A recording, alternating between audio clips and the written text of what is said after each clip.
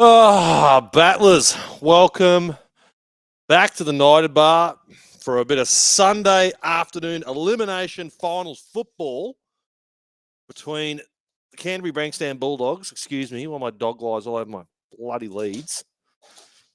The neediest dog in the world. Hope everyone is enjoying their Sunday afternoon. Comment away, let me know which bandwagon are you on this afternoon. The four or five-time? Four-time, back-to-back. Reigning premiers, the Penrith Panthers or the Doggies? Another team that's had an absolute success story in 2025. Who are we going for? Myself. Now, look, I'm very torn because I think I'm the kiss of death when it comes to backing NRL clubs, particularly in the final series. Every single team that I've wanted to win thus far in finals football have gone on to lose. I am 0-3. Every team that I'm backing just does not get the job done, unfortunately. So we went out today. We went to the, what do you even call those shops? Like a witchcraft shop? Is that what it is? A crystal shop. A crystal shop? Yeah. So we are absolutely going to be saging the bar. I think this is the universe. Lincoln got a saging done.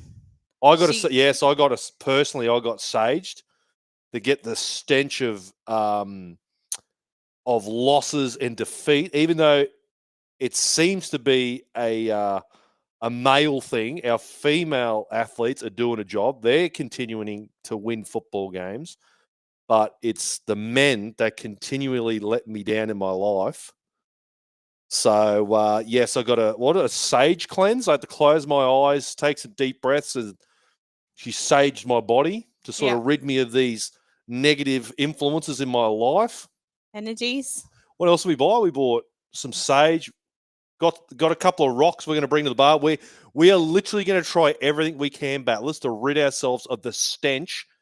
Bring some good juju in. Yeah, the 2025 energy we are dispelling. I feel like this place is a beacon of the Newcastle Knights. There is no greater sports bar on the planet. I feel like a lot of the energy that's directed toward our club is probably funneled within these four walls.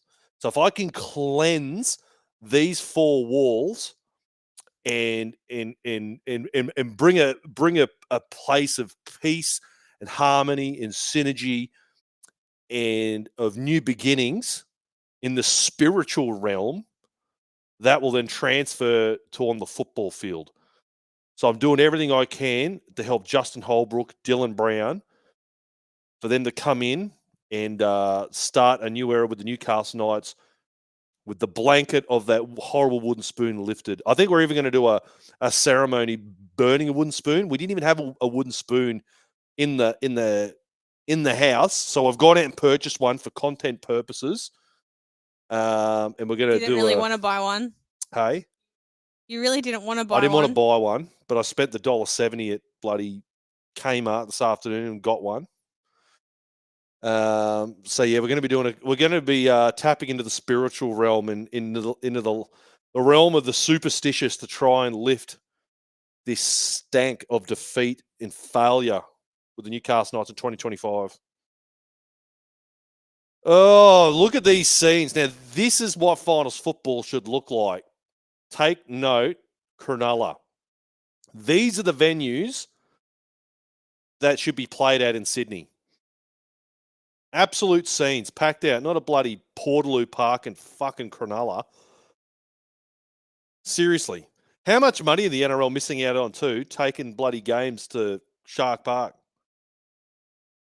This would actually, as a neutral supporter, this would be a really good game.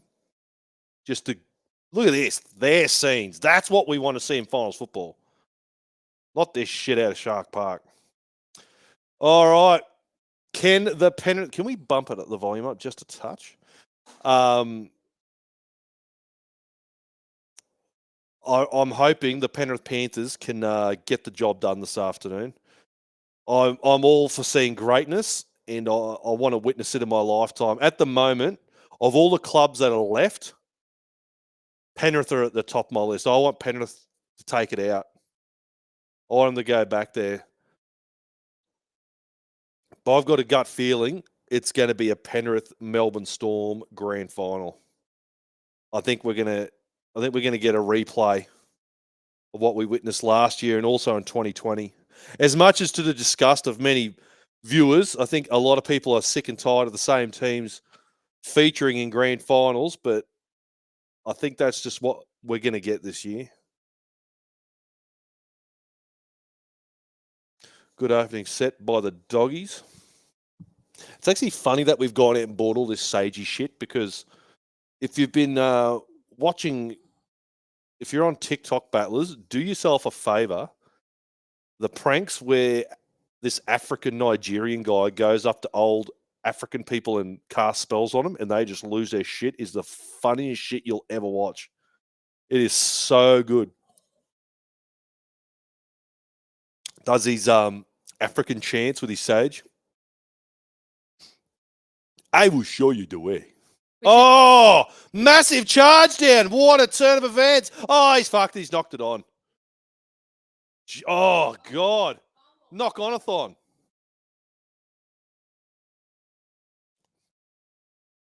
Oh, Dill Edwards having hands on kick out. Wow. If the Doggies, I think, are any chance of beating Penrith today, they're going to have a couple of plays like this go their way. Oh, big challenge. Huge challenge here. So what, disputing the fact that they think Dill Edwards had hands all over Kickow. Wow. Huge kick pressure from Kickow, and they're going to need to do that. If there any chance, they're going to have to try and upset Nathan Cleary. God, look at that. Huge charge down.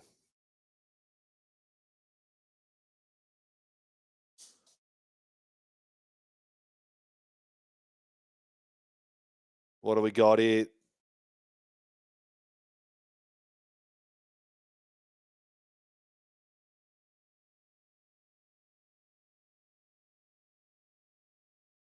Oh, jeez.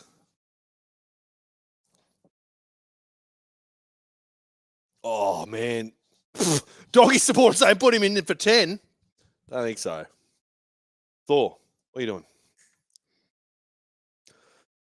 A lot of people making their debut on camera the last couple months. I dropped a peanut. I didn't know if dogs can eat One of the nuts. fattest dogs you'll ever meet. Big fat Thor. He's got a hard stomach. He's got a stomach. What do they call it? An iron stomach? He does have an iron stomach. Yes, the neediest dog in the world. His emotional needs are never, ever met. When we have friends and family over, he fucking annoys the shit out of him. You get a bit jealous when we, our other little dog, Brandy. Look at him. Little dickhead. He is a good looking dog, though. I'll give him that. He's a mongrel bastard. He's got a bit of bloody everything in him. Oh, yeah. Is he going for the Dogs or the Panthers? Who are you going for, Thor? Thor. Huh? You going for the Dogs? Hey? Going for your brothers? Oh, going for the 2. Interesting.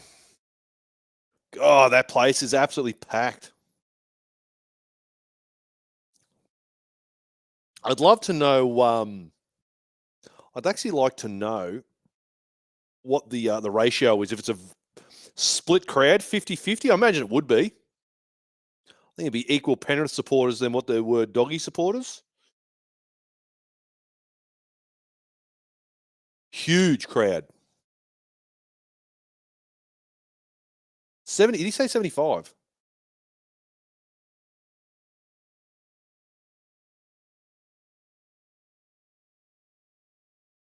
Shit. 13 straight finals wins for the Penrith Panthers. God damn. Massive.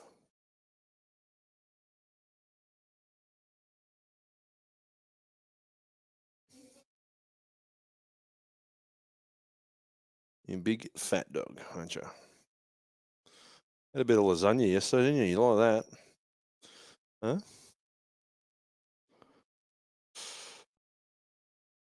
Yeah, I'd be very, very nervous still being the.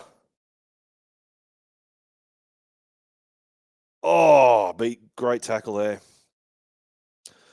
I just don't know if the Critter's obviously a huge loss for the Bulldogs as well. Their skipper, absolutely monumental loss for him there. I just don't know if they're going to have the points in them to get the job done against the Panthers. You know, I think I read too. This is the first time in 2025 the Panthers have been full strength.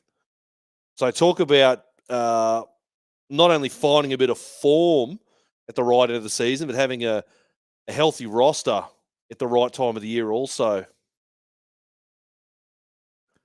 Ooh.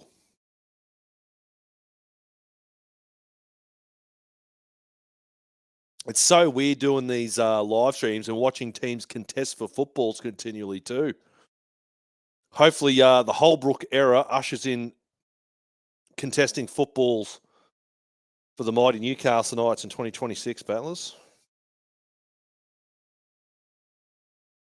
Have we got what's the chat said? Is anyone on either team this afternoon, Lou?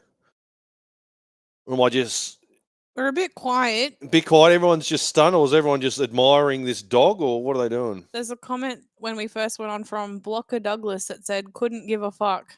Couldn't give a fuck. Jordan said, heaps more Dogs fans there. Is that? Yeah. I don't know. There is a lot. I'll give him that. Maybe it's because with Penrith, I do see quite a few pink jerseys in the mix too. Chris is going for the Panthers. Yeah, I'm with you, Chris. Only because, man, another reason also is I think Penrith can get the job done next week at Suncorp Stadium. I don't have the confidence the Dogs could come up to Suncorp at a prelim against this Broncos team and do a job. But Penrith, no team or no venue rattle this team. The most experienced and successful finals outfit we've ever seen. And it's different footy, isn't it? Like we saw unfortunately for the mighty Canberra Raiders, sensational throughout the regular season. 27 rounds of football. Well, they two win, like 4 competition points clear minor premiers, but finals is a different beast, isn't it? You just you got to have those players that rise for those occasions or have experienced finals campaigns. And yeah, Jordan said Panthers. I want to see 5 at this point. Yeah, I'm with you. Oh, great shift out to Alamotti. Oh.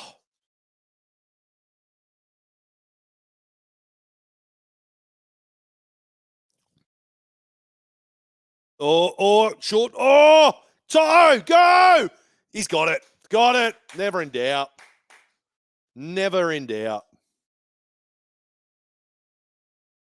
Massive shift from the right edge all the way out to left. Obviously missing Critter out there. I think Critter plays on the Critter plays on the right edge by memory.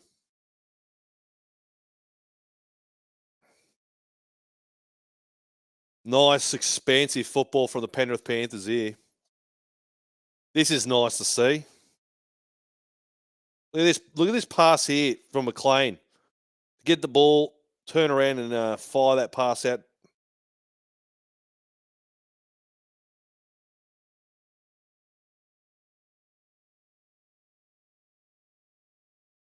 God, I hope we get a Penrith Panthers wearing their Vegas strip for the second time this year. I hope to Christ the Knights unveil one.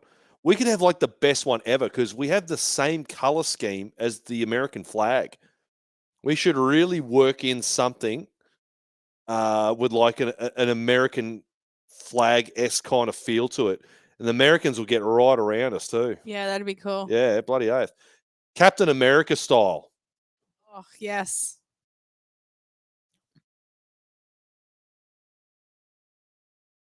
Oh, Schiller could work on his Chris Evans. shit. Yeah, there you go.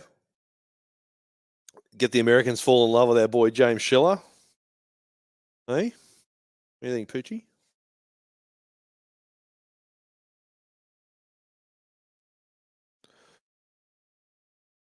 Unusual for a wing of his class, holding the ball in the inside hand. Generally, you want to get the ball out to the outside hand because Lockie Galvin making a huge play for the ball there. Oh, he's got it.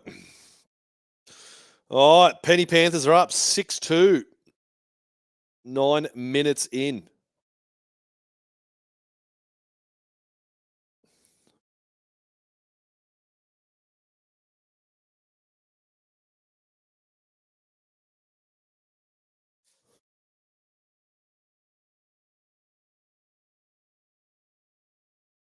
Yeah, I think the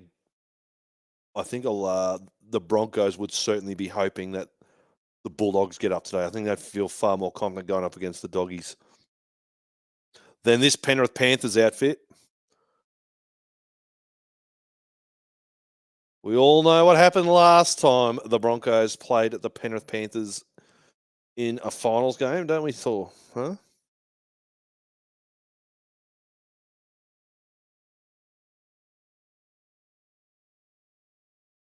So how do we sage this room? What did she say? We're going to go to every corner and just... Did you bring down the rocks? Where are the rocks? I didn't bring them. Oh, I didn't. Sorry. What did we buy? Obsidian, Jade. jade. I'll bring them down in a minute. I was looking it up. I looked it up on TikTok ages ago because it's starting to interest me. I know it may seem voodoo, but I feel like Ooh. even if it's just a placebo effect, just to get like, how did you feel after she sprayed you down? Did you feel just like refreshed in a way, or Yeah. like even if she even said to me, even if it is placebo, I mean, it makes you feel good afterwards. So you open up the doors, windows, start at the door, go around it. You got to come up with a mantra, like what you want your Can I just do outcome that to one be. what the African guy does on TikTok? Way. What you want your outcome to be, and then you go clockwise in the room and make sure you get all Hey, the corners and hey. uh, Oh, Jesus. Who wants the ball? An absolute knock-on-a-thon. Lockie Galvin sort of got the hair sorted out. It's not great, but it's fucking leaps and bounds better than what it was. Oos.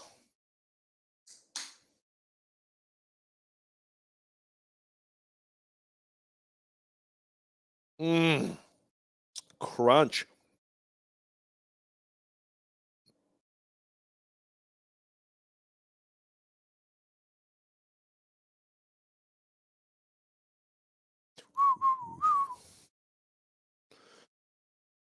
Luke said he should have come up in his doggies jersey. Luke? Yeah. Mate, I'm surprised you're not there, pal. Hey? The old, the old corporate box, mate. A little bit of a tax write-off for you, pal. Hey? You're gonna make your way up here, mate, for a prelim if you get the job done.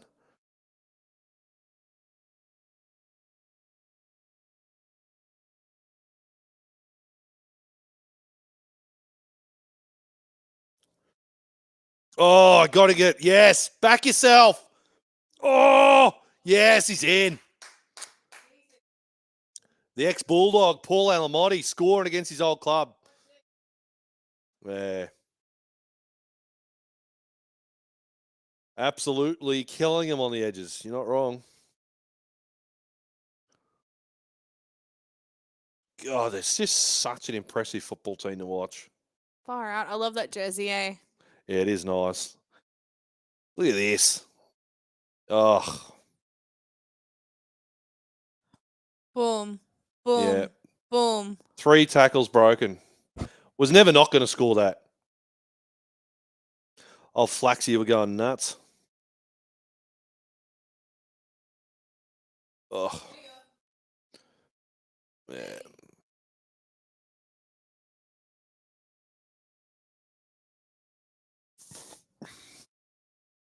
Doggies will be spewing. Did you see that fucking? Did you see that?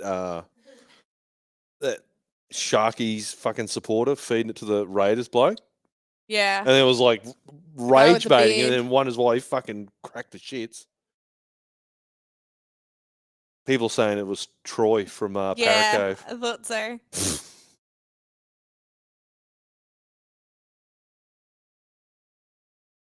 Chris said, "I wish we could play like this." I know, mate. It's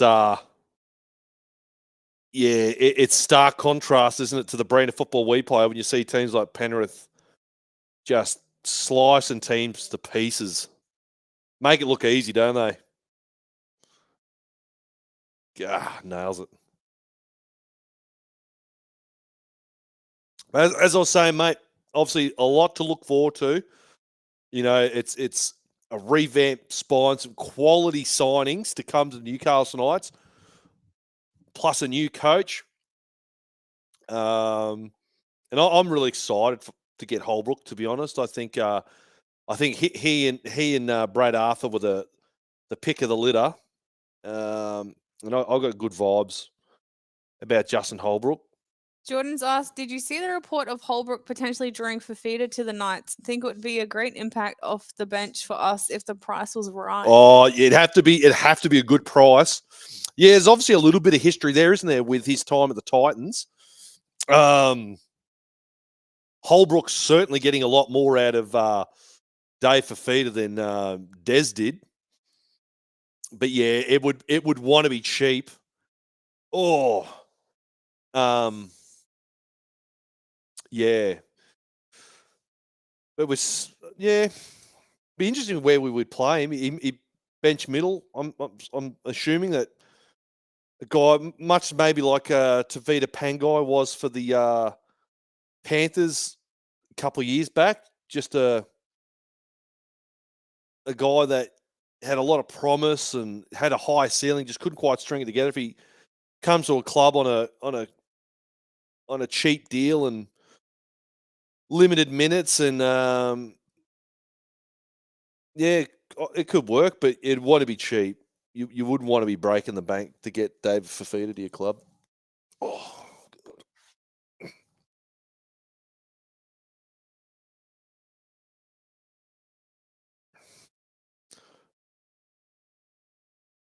Yeah, Doggies just sort of slowed down a bit here. The Panthers is starting to do their thing. Doggies started really well. Obviously, that charge down and opening set and that they were doing a bit of damage, but Panthers are starting to get into their groove well and truly here. They got winning the field position battle, and momentum's certainly in their favour at the moment. They want to get their shit sorted out pretty quick here, the Doggies, because if they turn off even for a little bit, Penrith is going to fucking punish them. Before they know it, the game's fucking away on them. Carly's asking, "How's Kurt feeling today, Link?" Briefly spoke with him. I'm so surprised at how well behaved he was on camera. Like, legitimately, I think if the cameras weren't rolling, I can only imagine. And I think he said it on camera, didn't he? I don't think he was allowed to watch it at home after last week's events. Right. So, I think we might have missed that because you forgot to put the volume on. oh, did we? Sorry, you might have missed that. So, I wasn't expecting him. It was a complete surprise. Dom and I were here, and it was a bit of a kerfuffle. I overslept, and you got sidetracked with Kurt coming in. You're like, "Oh shit!" Kurt came in last minute, so I scrambled to get the other headset. Oh shit! Oh no, here we go. Oh, Lockie Galvin's. Oh, is he going to get it? He is too. Wow. Huge. Very un-Penrith-like. Massive line break on their left edge there. Damn. Very well behaved. If maybe he was just sensing it was Maybe that's the hack. We just put a camera on him every Put a time he camera on him. watches the footy. Oh, look at that. Sorensen, was it? He fucked that up. Jeez, that was a nice bit of play. Look at this decoy run here with everyone had eyes on Connor Tracy. Just a short, flat pass to the back rower. Graham Ison tuning in from Warrnambool, Victoria. Oh, Warrnambool. The Panther machine rolls on. And then MC Wormy tuning in from Brunker Road. From where? Brunker Road. Brunker Road.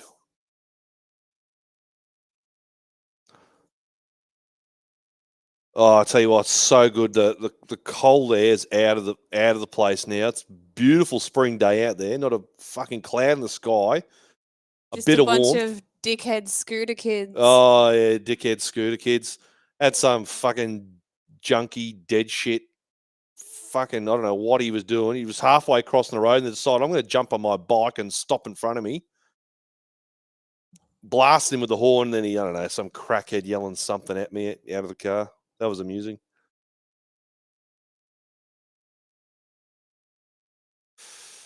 Well, this should bring it in within 4 points. Yeah, Burton slots it.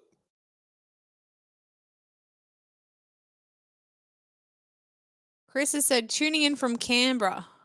Oh, how's the mood, mate? It's look, I know it's got to be.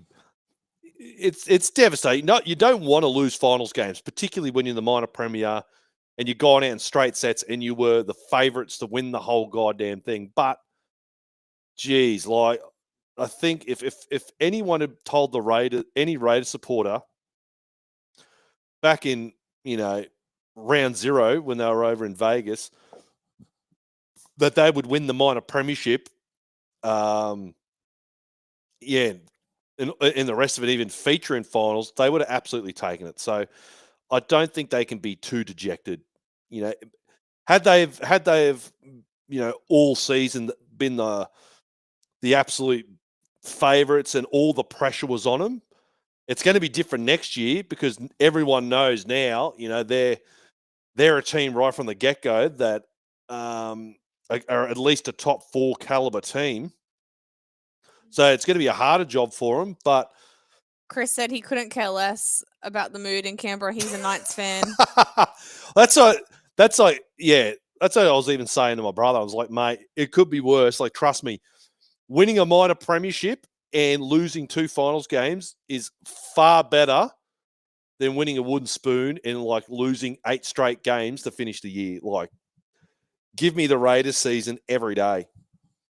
I'll take back-to-back finals losses to fucking finishing the way we did any day. I think once the sting of that loss wears off, in a little bit of time passes, they'll come to realise they actually did have a pretty darn good season.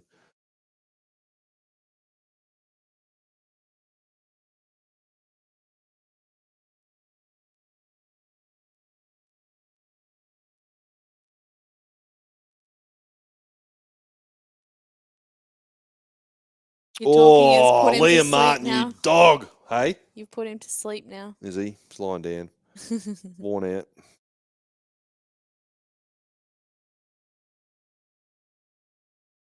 Carly said, different game if Ethan Strange played. I saw an interview of them interviewing Jasmine. Oh, I saw that. Yeah. The With doctor said Mum he looking cannot after him. play. Yeah, I think early on, Carly, given their early domination of the game, they probably have another try on him at least. But, it's just a shame. Jamal Fogarty had 8 missed tackles last night. Like, he was, unfortunately, a turnstile. And the Sharks quickly identified that and made them pay because it was no coincidence that they were getting a lot of points in and around Jamal Fogarty because they just identified he just wasn't up to the mark defensively, unfortunately. And just it does put I guess that's the sad thing for Rays supporters. He had such a sensational regular season year, but that's the difference between those elite class level guys, isn't it? You know, your Andrew Johns and alike. Not only are they great footballers in the regular season, but in the big games, your Origin arenas, finals footballs. Oh, Paul Alamonte again. Oh, he's in. He's in. Man, there's some real issues. The edge defense of the Doggies is looking pretty brittle. Julian asks, "Hey bud, how do you think our back line is going to look next season?" Excellent, mate. True, the fact that we got the back line we had in 2023, so statistically the greatest back line we've ever had.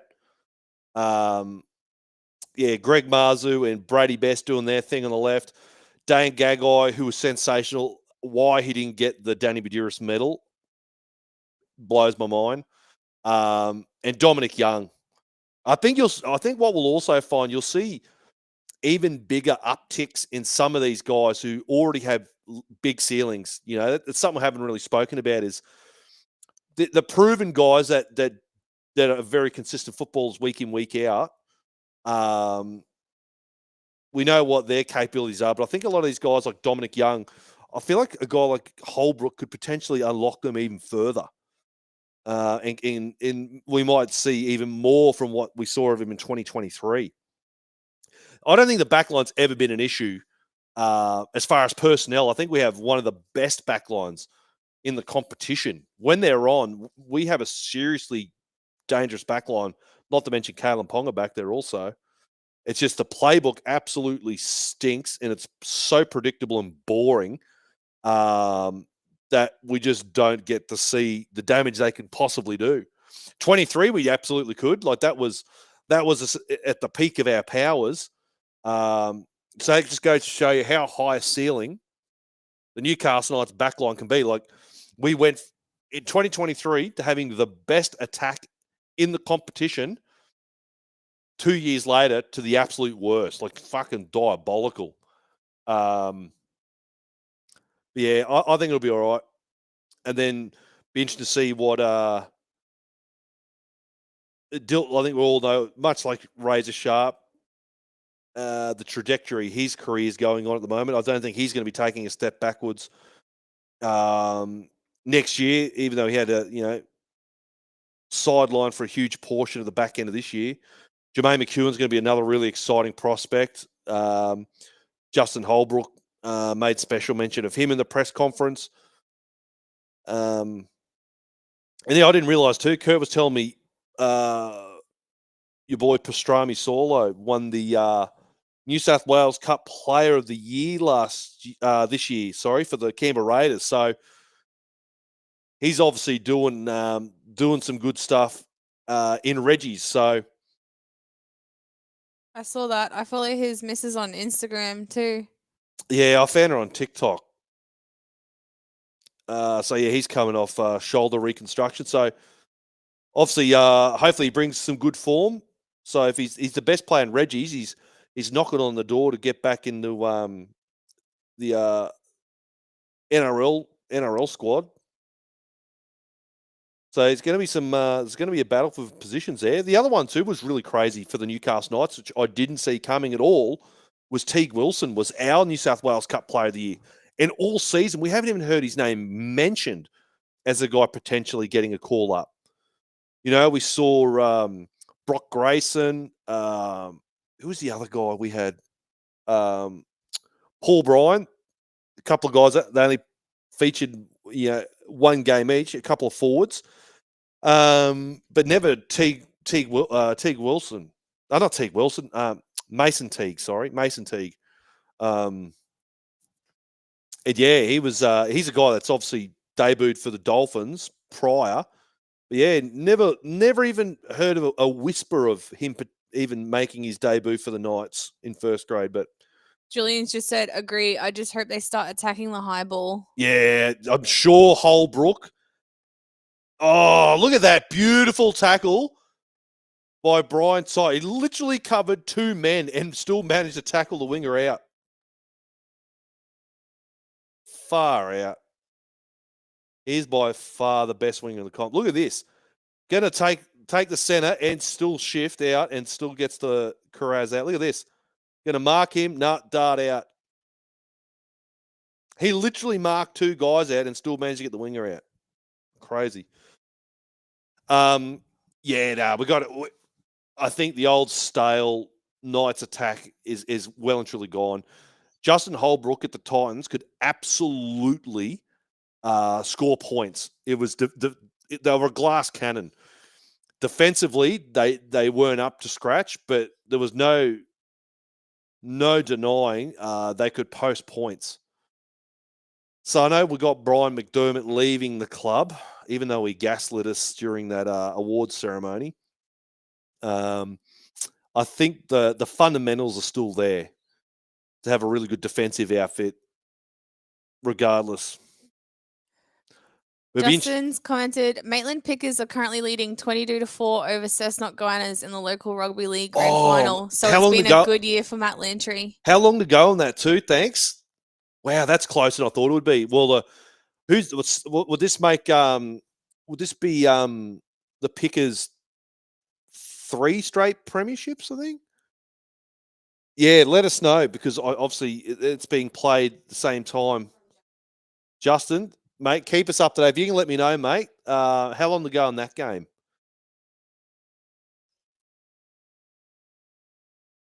Chris has asked, how do you see the 1-7 going round 1? See the what? Sorry. How do you see the 1-7 going round 1? Our 1. Oh, our. Yeah. Our 1-7. Yeah, I think you're going to have unchanged back line, as I said before, the back 5. Justin Holbrook, I want to do a show breaking down Justin. Oh, great tackle. Great tackle by Blaise Talangi. I do want to do a show next week breaking down the comments Justin Holbrook kind of made regarding certain things to try and get a bit of an idea of what we may expect from Justin Holbrook. And he did say he wasn't sure of his 6 and 7. He said undeniably he believes Dill Brand can play 7. So I don't know the way he said and spoke about Dill Brown potentially playing 7 kind of makes me feel like that's the decision he's going to go with. I think that we will see Dill Brown at 7 now, not Razor. I know I was very staunch on Razor Sharp, and if we're up to me, I would probably keep him there. So I would develop him to 7. But I don't know. It's just the way Justin Holbrook spoke about it. But look, I'll cut up all the audio, and I think we'll do a bit of a breakdown on Justin Holbrook's first press conference and discuss it and talk about what we can possibly expect and some of the obviously massive advantages he does bring. Coaching one-town teams, with the over in the Super League again on the Gold Coast, being an old boy himself, playing with in really in the thick of the great. Oh, look at the edge defense of the Bulldogs is just absolutely hurting them. Is dog shit, yeah. The edge defense is so poor. Jeez, at this point, Alamotti and bloody are going to run in 4 tries, 5 tries each. They're just trying to jam up too. Look at this. Yeah. They're really missing Critter out on this edge. Who's actually playing center out there? Who have they got?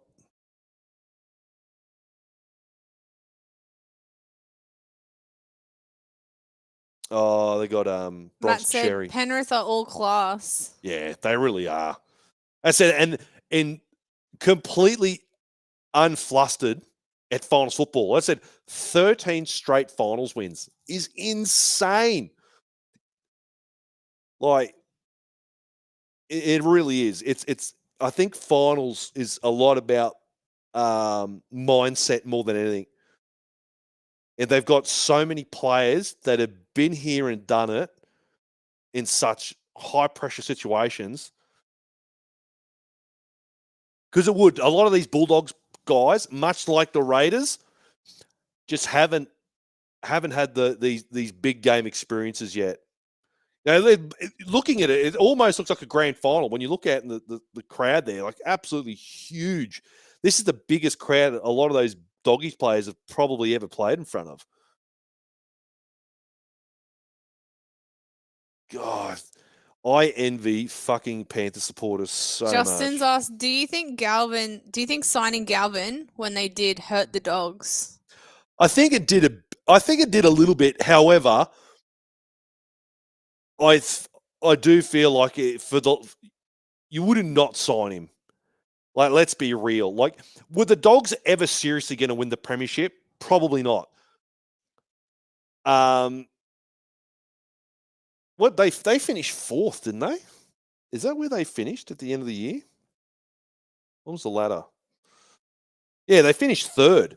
So look, they still finished third, right? But they were never going to beat the Raiders. Were out and out the best team in 27 weeks of competition football.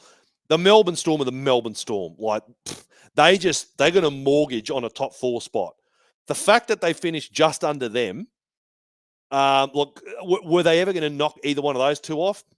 Probably not. I don't think Galvin hurt their chances of winning a minor premiership or finishing second.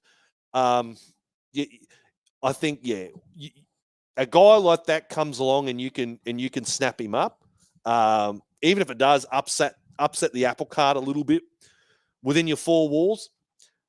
Much like the Raiders, I don't think people had the Doggies finishing top 4. I think a lot of people maybe had them in the 8, but they've absolutely overachieved compared to where they've been. Oh, edge defense again. Oh, huge intercept. Oh, obstruction. Sorry, mate. Dogs always do this. Oh, Cleary was gone too. Where's the obstruction? Thor? No, he's like, you're too loud, mate.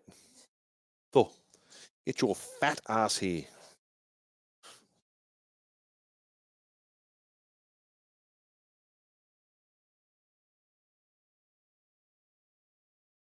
Oh, I thought Penrith were getting penalised. I thought they were saying kick out was obstructed.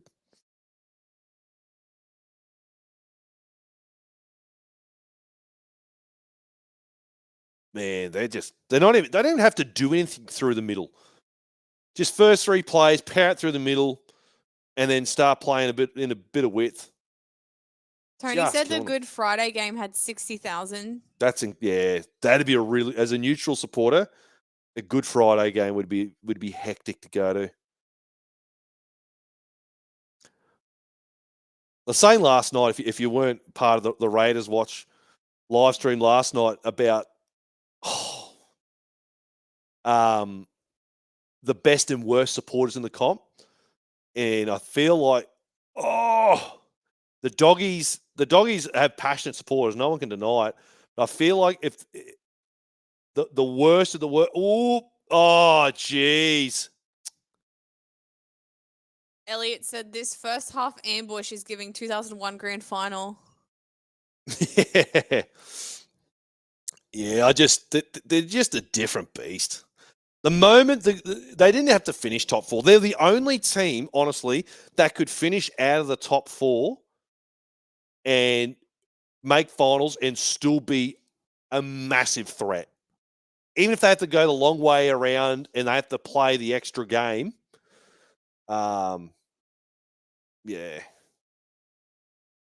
Massive. Charlie said, a man, his dog, and footy. Yep. Man's best friend. It's got to teach you to go get beers, though, don't I? Huh? He doesn't give you emotional support. He needs emotional support from you. What was it we looked up? His nervous scratch? He does the nervous scratch?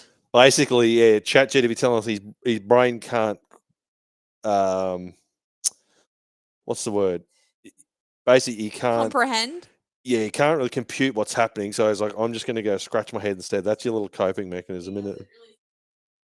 Huh? We know you're not itchy, but you just scratch your little head because you're a bit nervous. Huh? You don't look too impressed. Huh? You don't like being used as a prop. We thought, you know what, this might bump the ratings up. There might be some dog lovers out there just tune in. They don't give a shit about football. They just want to see you. Hmm? We should have got Ernie over. Yeah, he's a good support dog. Could have had Ernie on one side and Perry on the other. Hey? Remember what were all these nicknames we gave him? Bacon ears was the first one. Yeah, Donut. They're like little bacon ears. I could cut them off and eat them with eggs. Hmm? His name is Thor, Tony. And I didn't name him. Thor. We got him a year. We got him when he was 1, just after he turned 1. Yep. For your birthday. He was living next door to your parents. And he's got everything in him, mate. He's the most mongrel bloody dog. He's got ridgeback, fucking you name it. Red healer. The vet reckoned he had pit bull in him. Yeah, a bit of pit bull. Mr. Worldwide, huh? He's a good dog. Used to dig though. He's too fat and lazy to dig now. He was What a was pain in his the ass. punishment when he first got out and ended up 30 minutes down the road? Oh yeah, What did you play him? Yeah, who let the dogs out? I had a bloody. That's right. I was at work and this Energex fella doing the electrical meters rings me up and he said, "Oh, I've just picked your dog up, mate. I'll take him home with me." So yeah, I had to make a 30-minute drive to go pick up this dickhead. He was a pain in the ass to try and keep in the yard. You would have thought you just had to fatten him up and he Just just have to make him all fat and lethargic, huh? Big fat pooch. Carly said, "Dogs are the best, not the Bulldogs, though." Oh, Kurt's got a actual Bulldogs are pretty cool. I'll give him that. Yeah. Actual Bulldogs are fun little dogs. I'm not a big dash hound guy. Nah, they bark too much. Yeah, dash hounds and I'm not a massive Chihuahua guy either. Your dad said, "If Penrith made cars, I'd buy one." That's a good shout. Penrith made anything, I'd buy it.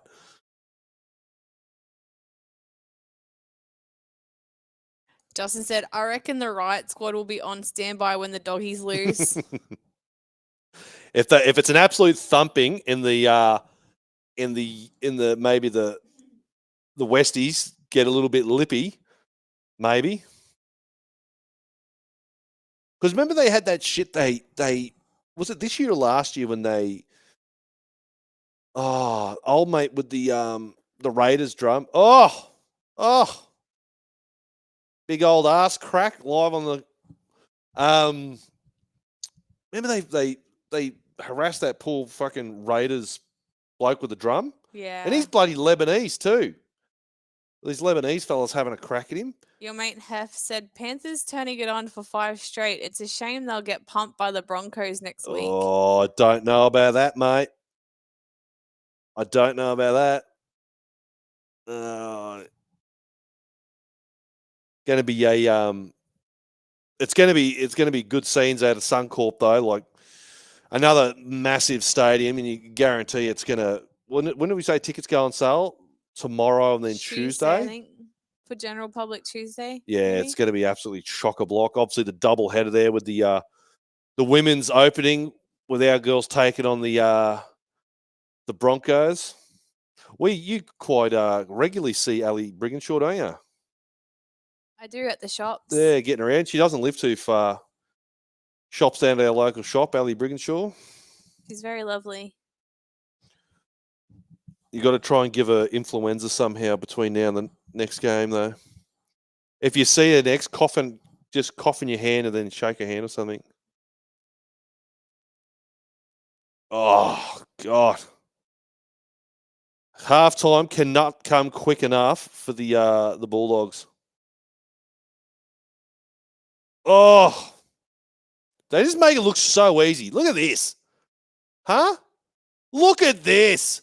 Oh, my God. Unbelievable. They're literally just throwing it around. Yeah. If you had a caption, you could just say, just throwing it around. Yeah. They just make it look so easy. Like just something from nothing. The execution on plays.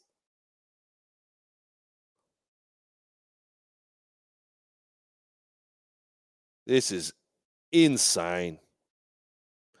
It's whenever they play expansive football, the Dogs just don't have an answer for it. It's just which is surprising. They're onside. Nothing wrong with that. Given Cameron Sorrell, though, obviously being the defensive coach for the Penrith Panthers a couple years ago, and the Bulldogs have had one of the best defensive records this season, if not the best. I can't remember. The fact that the Panthers do it so easily, nearly 40 points and a half. Carly said, someone check on Hectic Fred. Meow, meow, meow, meow. Yeah. I was saying, I have to shoot him a message. Old Flaxy will be giving him shit big time. Yeah, it's finally good to meet Fred at the Caxton Street Hotel. I fucking heard him before I saw him, though. The big dog. Lovely guy, though. Really nice guy. It was nice to catch up over a couple of beers with him. And bloody, how's Flaxy was there? I got no sympathy for the bloke. It was when Penrith were going busted. They were getting fucking flogged and all this sort of stuff. And he's there trying to gain sympathy out of me. It's like, brother, you've just won fucking 4 comps, mate. Yeah. I'll tell you what, the Panthers have taken the crowd out of it. Reckon people would be leaving? Oh, surely not. Surely not leaving now. Look at that. 32 tackles. 32 tackles in the opposition half compared to 5 for the Dogs. Doggies just have not been down here. The Panthers just, apart from that one huge line break that they got from that Connor Tracy decoy run, with that flat pass to Preston along that right edge, they haven't even allowed the Bulldogs to come down there. Justin said, don't forget your old mate Winston, who's a big Doggy supporter. Yeah. Yeah, there'll be a bit of a heat between those boys.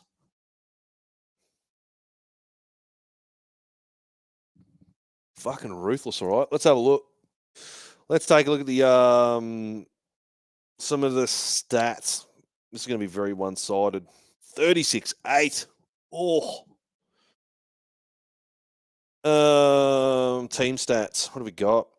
61% possession. Just starving them. 95% completion. So no surprise when you've got a quality team like the Penrith Panthers have got 61% possession. So an 11% over 50% with my math. Yeah, that's mathing for me. In completing at 95%, this team, this is absolutely expected. This is just what they do. The Penrith Panthers. They've already clocked over 1,000 run meters. So they've run nearly twice as many run meters. Doggies have only managed 545. The mighty Penrith Panthers, 1,018. So they're on course for 2,000 run meters in a finals game, which is hectic. 6 line breaks to 1. As I was saying, the edge defense of the Bulldogs, they are just getting pulled apart. 38 tackle breaks to 11. So very surprising. The Dogs just aren't in it as far as defensively. I really thought they would limit the Panthers' scoring abilities. I just certainly wasn't predicting this.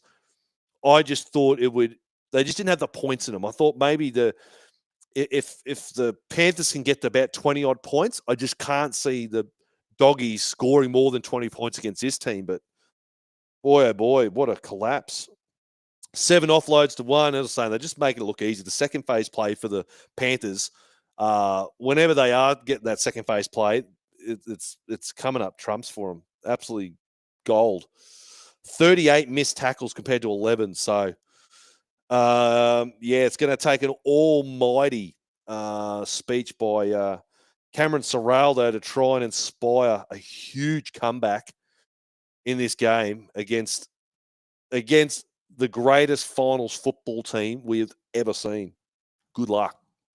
They're going to need some of that TikTok African spell magic. Away, away, away. I will show you the way. Justin, hit me with what's the update, mate? The Goannas and Maitland Pickers, brother. Ryan said, I'm live at Accor Stadium. Bulldog fans are already leaving. Oh, really? See, I couldn't do that. Like, let's be honest. Like, I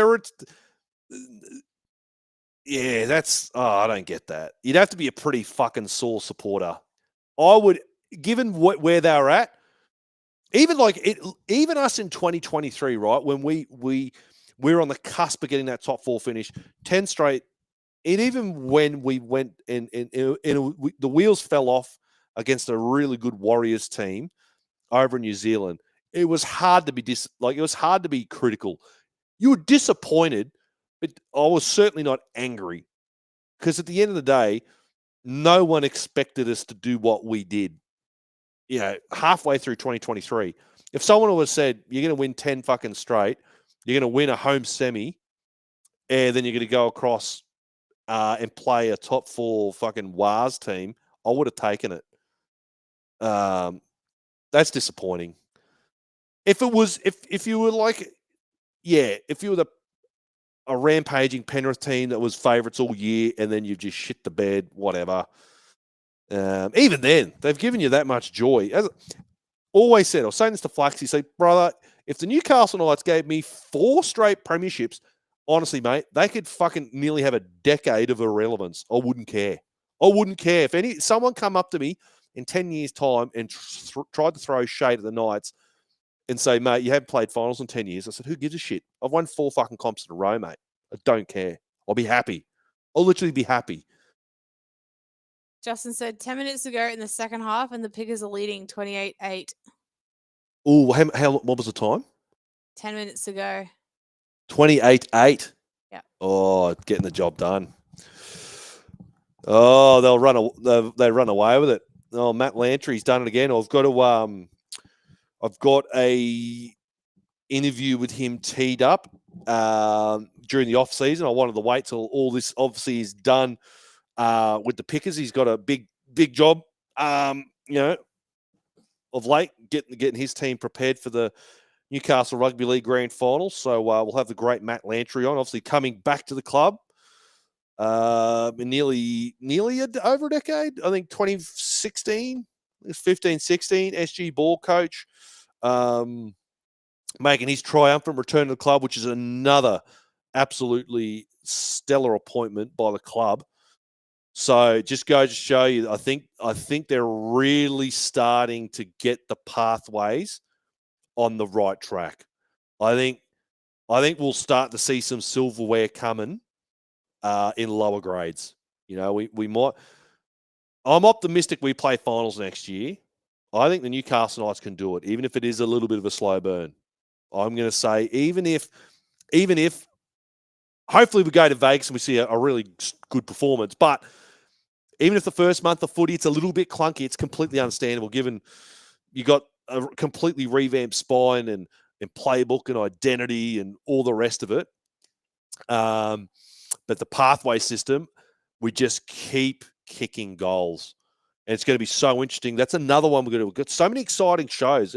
I thought the off season was going to be this drought where we're not going to get much Knights content, but trust me, I've put my thinking cap on, Battlers, and I'm going to be having so many shows to highlight so much stuff leading into 2026. Like the other big one, I'll try and tie it in with Matt Lantry. I'm going to have the great Lockie on, who does a stellar job. I keep plugging his stuff at Newcastle Knights Juniors, that page, and we'll do a real good analysis.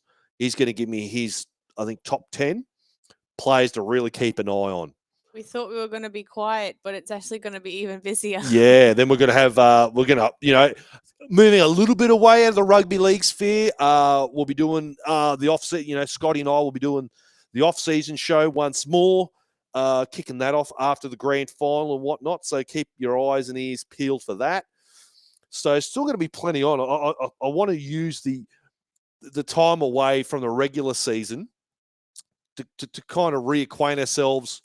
I still need to probably do a season review. I think I need a little time needs to pass for that to happen. I've got to meet up. I've got to do some. I'm filming a podcast at the Caxton Street Brewing Co. with the boys at League of Inches.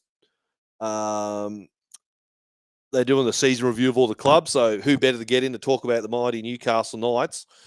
So I'll be filming that tomorrow. So I might have to look at doing a season review, because I don't think people would have really wanted to stomach a season review within the first month of the regular season ending. I think everyone was just like, I just want to forget this season. Yeah, it really was a shitty season, wasn't it? Katrina said, I am absolutely in awe of the Penrith team, coach, club, Newcastle Knights member for life, but wow, just wow, what an amazing first half of Penrith. Isn't this crazy, right? If Penrith go on, even if they don't win the grand final, go to play another grand final, right? So we're going to use 10 the last decade, right? In the last decade, so 2015, right? In 2015, Kurt Gidley's last game, we played against the Penrith Panthers. It was a spoon bowl. The loser won the spoon. The winner narrowly avoided it. That's where we're at. So 10 years ago, the Newcastle Knights and the Penrith Panthers were at the bottom of the barrel. Literally, the last round of football, fighting to avoid winning the wooden spoon. We literally were started equals. In that 10-year period, the Newcastle Knights, unfortunately, we have gone on to win 4 wooden spoons. 15, 16, 17, 2025. On the flip side, the Penrith Panthers have featured in 5 grand finals and won 4. So we won 4 wooden spoons in the last decade. The Penrith Panthers gone to win 4 grand finals. And we both started at the bottom of the barrel in 2015. And this is what anyone who throws shade at Gus Gould, look, you can have your opinions on Gus Gould as a person and a pundit or whatnot, but to deny his ability to build up a rugby league club, you've got to be fucking insane. You can't tell me if 10 years ago Gus Gould had walked into the Newcastle Knights, you can bet your ass we aren't where we are now. We're way higher. We are a far more relevant, competitive club. Absolutely. Look what he's done with the Doggies, a team we're watching right now, a team that's been irrelevant for ages, languishing at the bottom of the ladder. They were in a spoon bowl even with the Broncos 5 or so years ago. And since Gus has come, I think, didn't they wipe every player off I think it was in 2021 or 22, every player on that roster by 2 seasons or so were gone. Unheard of. Just complete and utter rebuild. And all the stuff he brings off the field, if you deny the influence Phil Gould can have on a rugby league team, I'll tell you what, you're crazy, because the Penrith Panthers are still reaping the rewards, and they will for a long, long time off the back of what Gus did. I know it was the old 5-year plan thing or whatever it was. People were taking the piss out of it. But man, oh man, aren't they, they're just an absolute juggernaut. They're the best club in rugby league history. This game has been played for over 100 years, and we have never seen a club this dominant. I know you had fucking the St. George Dragons in fucking 19 fucking whatever that was, 50s, whatever, but in the modern age, professional athletes, salary cap, all the rest of it. You haven't got fucking butchers playing fucking police officers and fucking bricklayers playing posties and shit. You know what I mean? Not to take anything away from, the great players of old, but the modern era is a totally different game. And that's what kills me is, and I admire the Penrith Panthers forward. This is why I would not at all hate seeing the Penrith Panthers win 5, because it's just something that is so unbelievably crazy. And they built it. It's all, I'd have the shits on hard if it was the Roosters, for the fact that we all know that they get the checkbook out, don't they? They more often than not, they've got all the resources, and they you got between Politis and Mark Boris and their infinite fucking connections outside of the game and what they can do for players post-career, all the favors they can do. I'm not implying that they're cheating or anything like that. I'm not suggesting that, but the influence in what they can offer players once they retire is probably second to none. The advantages that would be afforded to Roosters players, with a billionaire owner, and then Mark Boris, I don't know if he's a billionaire or whatnot, but he's certainly a well-connected guy. And I can't even. There'd be other guys within those 4 walls that would be very well connected too. They just have great influence to get guys over, and where this is why I think a lot of people admire the Panthers, because they built it within their own 4 walls. Like, all these guys, you could seriously name a finals caliber team from the players they've lost. Like a Penrith A team would do some serious damage. You got like Critter, Kickow, Burton. Fuck, who else has been taken out of that team? They're obviously the big 3. Fucking James Fisher-Harris, another guy. Jerome Luai. Like 5 gun players, like elite level players that would absolutely, there'd be others that I've missed, but over the course of the last 5 years, if you had all those players, exile players from the Panthers, and made another team, they would seriously make the top 8. The fact that they just can keep getting these players. Look what they did with fucking Tom Jenkins. That needs to be studied. He's not even playing, is he, Tommy Jenkins? No, he's not, because they've got Paul Alamotti. What happened with Tom Jenkins? 10 points in the first battle. You can find that out for me, because I thought Tommy Jenkins had all but cemented that wing spot. But Alamotti's out there. I literally just remembered Tommy Jenkins. He was their leading try scorer. Unless he's injured or something. Or that's got me intrigued. Crazy, eh? Thomas Jenkins, where are you? What are you doing? Tom Jenkins. What's the latest news?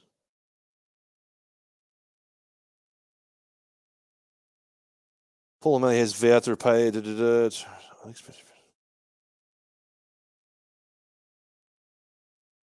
He picked him ahead of Tom Jenkins. Okay. Interesting. Wow. It seems like it was a little bit out of the blue. Tommy Jenkins even making the fucking Origin squad, for God's sake. Carly said Blocker just said 42 missed tackles for the Dogs. Yeah, massive. Just getting, particularly there on the edges, they're just getting blown apart. Just getting blown up. They're just, yeah.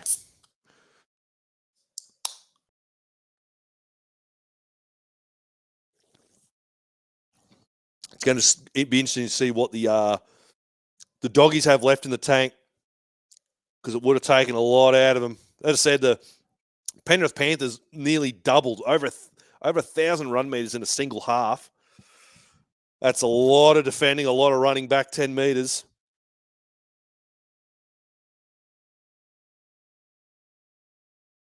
You want to turn it up just a bit? Thanks. Yeah, that's good.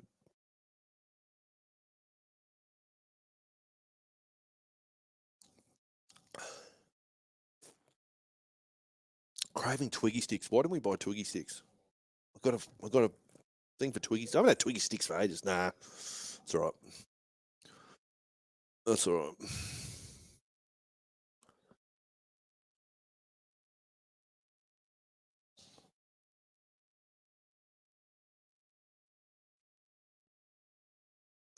What sort of brand of football? Doggy's going to have to start throwing around big time. They're not going to out Penrith here. We saw them. They worried him a couple of times there. Obviously, that kick out charge down and broke him open down there on along Penrith's left edge. So I surely got a few tricks up their sleeve.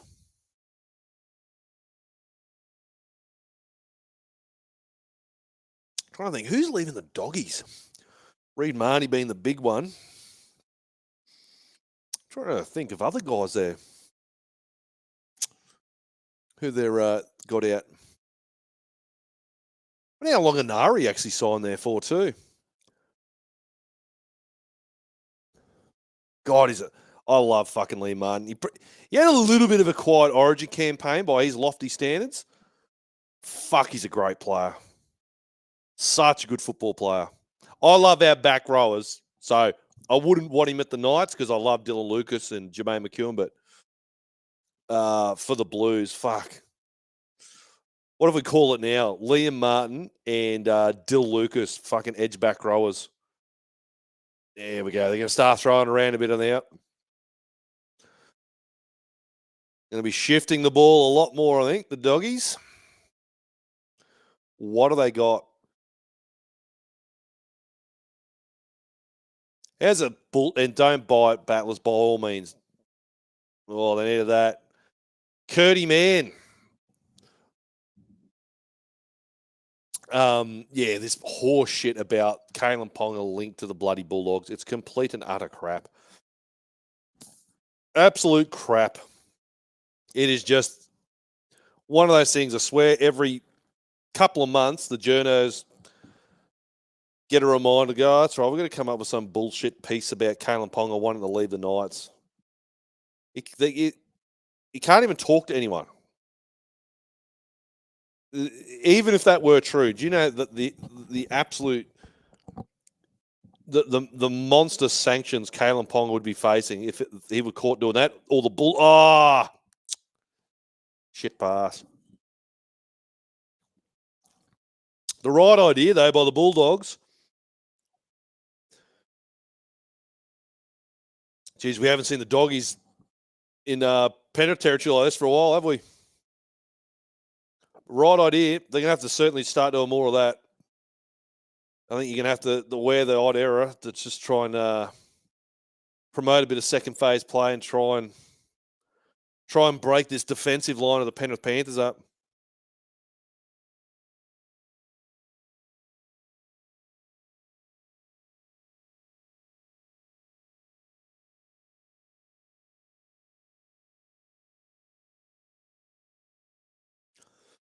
Surely, are we all... Oh...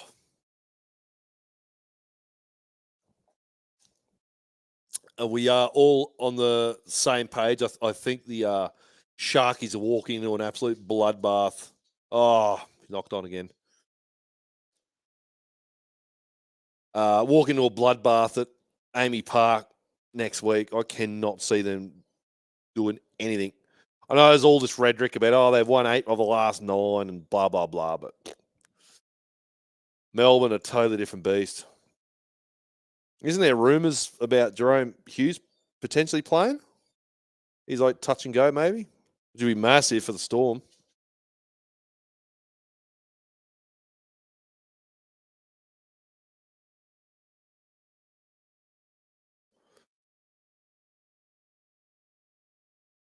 It's one thing that the Doggies, I feel like they're missing. They need that exciting fullback. I feel like Connor Tracy. Oh, nah. Execute. See, it's the difference between the execution of the Doggies and the Panthers. They just need that strike fullback. Connor Tracy kind of reminds me a lot of Clint Gutherson. Like, kind of reliable, but he's not going to break a game open.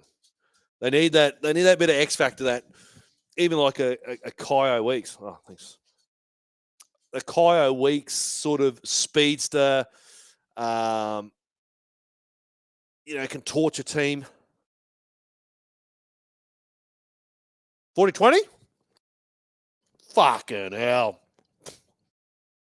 Of course, Nathan Cleary kicks a fucking 40-20. Fuck. Shane commented, Maitland Pickers win in a dominant win. Maitland wins women's tackle, reserves, and first grade. An amazing day for the club. And Justin said, Maitland Pickers win their 4th consecutive grand final. 4th. Holy shit. Fucking era of dominance. Good on him.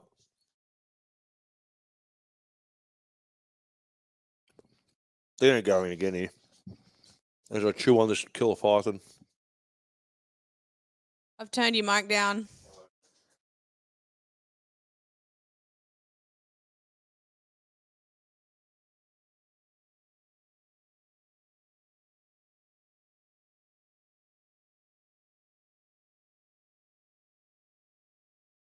Is Alamonti's going to go again here?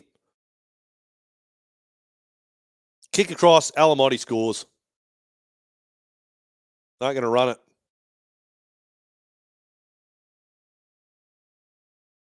Oh.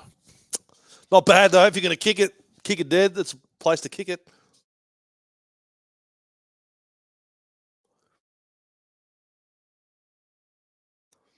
Oh. If that had bounced in a bit, I'll tell you what, Alamonti, every chance. Yeah, they're in some serious trouble here, the old doggies. Look at them. Hands, you can throw a fucking doily over them in the backfield there. Look at them. They're all bunched. They're fucking gassed. Damage is done, I think. They've just had to defend way too much. It's going to take a lot of sting out of this bloody attack.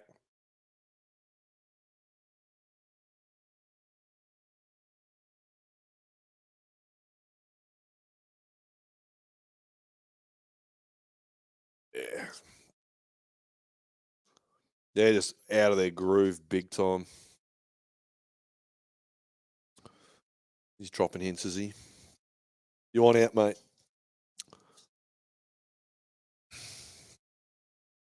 Oh. Yeah, there's a difference in it. Cleary's kicking 40-20s and Lockie Galvin's kicking them out in the full. Right idea. They're try and come up with something, but execution poor.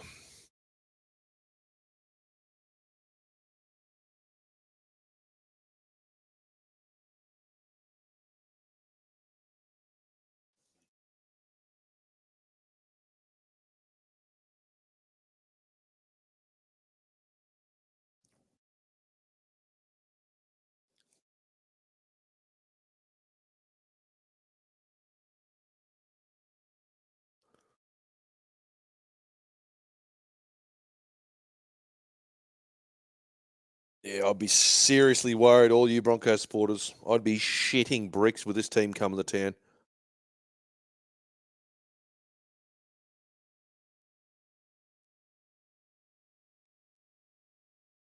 Like, they've been absolutely clinical.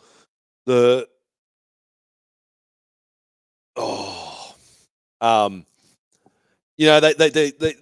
took on the Raiders and beat the Raiders at home, a team that's lost no games at home in the regular season. But the Raiders gave them a couple opportunities. They lacked that experience. Tamale and Jed Stewart, a couple of really costly errors, got them back in the game. They had some very favourable calls, controversial ones. Penrith are just not going to give you those opportunities. Penrith are just too good. They're just finals fucking masters. Justin said, you can see on the screen the amount of people who have already left the game. I did start to see a couple little bald spots. Yeah. Yeah, there are a couple there in there. Christopher said, trivia, both minor premiership in the NRL and AFL, both out in straight sets this year. Really? Who was the minor premiers? I don't watch the AFL, mate. Wouldn't know. Couldn't tell you. That's interesting. There you go. Goes to show you, isn't it? Finals football's a different beast, isn't it? Carly said, at least the car park departure at a call won't be constant car horns. Yeah. God, the field position battle is just insane. Tony said, too much pressure on Galvin thinking he could lead them to a grand final. Yeah. I think they got a good one, though. I think to come in when he did, and all the it was a messy divorce. Like, it wasn't a clean departure. And even if Stephen Crichton's out in the field, he's not certainly stopping a 36 point pounding in the first half.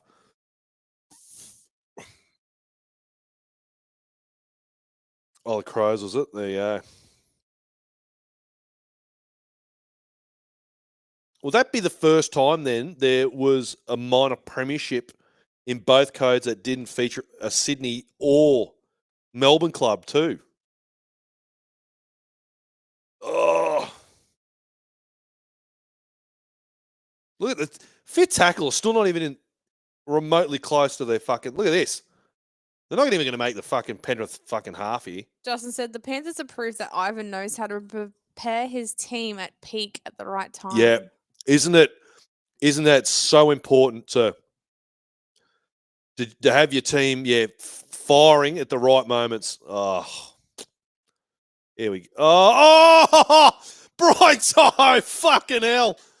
Massive intercept. Wow, what a player. What a fucking player. They'll fucking score here. Yeah. Oh, no. Fucking hell. Doggies can't take a trick.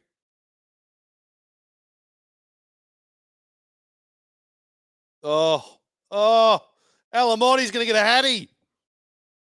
Fucking hell. He'd be loving that. Scoring a hattie against your old club in a finals game. Oh, Justin, if there wasn't people leaving, there certainly would be now. They had to be. If they were any chance, the Doggies, they had to be next to score.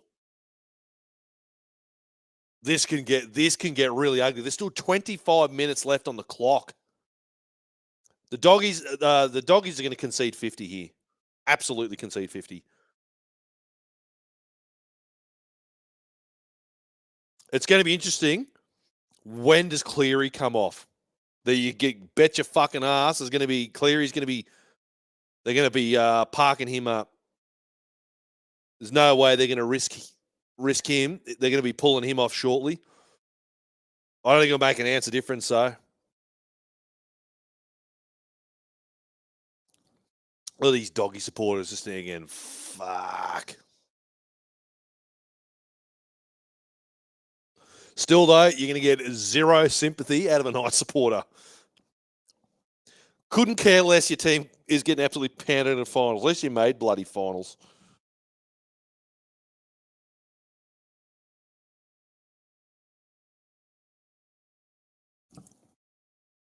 Tony's asked, have the Bulldogs been that bad or Penrith have just been brilliant? I think it's a bit of both. Yeah. I think it's been a bit of both. I think the Doggies were always going to be up against it. But I think they have realised that they haven't come across a team like this at this point of the year, this focused all season. And I think it's warranted. A lot of people and I was one of them. This is vindicating me. I thought the Doggies, they've done well through the season. They just don't scare me as a team in finals. They just haven't been there and done it enough to really worry me. But yeah, I think it's a little bit of column A, column B. I think, unfortunately, the Dogs have probably played their worst game for the season, and Penrith are playing one of their best because they just know. Fucking hell, this is huge. This would have to be the biggest. Surely this would have to be the biggest defeat of a top 4 teams conceded to a bottom, like a top 8 team, right? Like a bottom 4 team.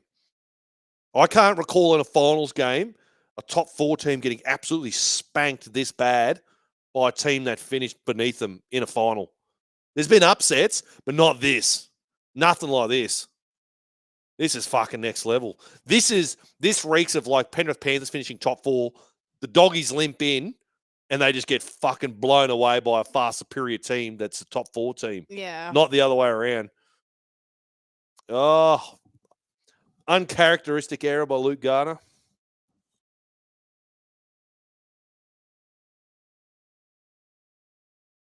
Doggies losing so Saul had the shits. Yeah, cracked the shits. Maybe needed to go do one. Yeah. Got really shit out there, isn't he? Yeah, like Schneider's warming up. It's not going to be long. They're going to be taking Cleary off. Well, I think Hef, Dom, those boys are going to be absolutely shitting bricks, just going Crying. Fuck. Penrith have come out to play. And it's been a game for them too where there's not going to be a lot of fatigue because they really haven't had to do much defending at all. It's just been one-way traffic. So if there were ever a game to unlike what the Raiders experienced at the hands of the Broncos, a super physical 90-plus minute game there, this, in contrast, very manageable for the Penrith Panthers to back up the place. Oh, well, they had a bit of joy there in the first half. They've clearly looked more dangerous on the right edge than they do the left.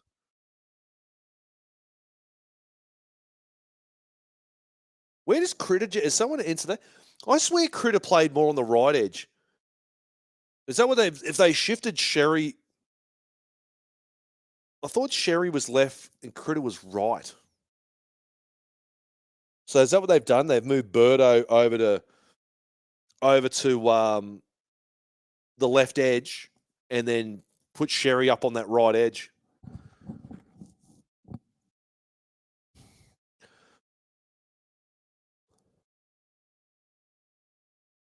He's been their most damaging player, Preston. Huge line break in the first half that led to points, and obviously, Oh,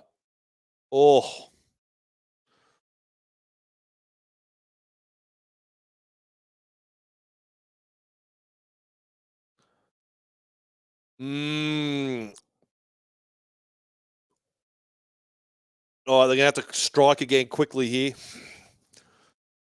to try and bring it within 20 points in 20 minutes. Not undoable, but going to be a fucking massive task. Oh, Mitch Kenny's off now.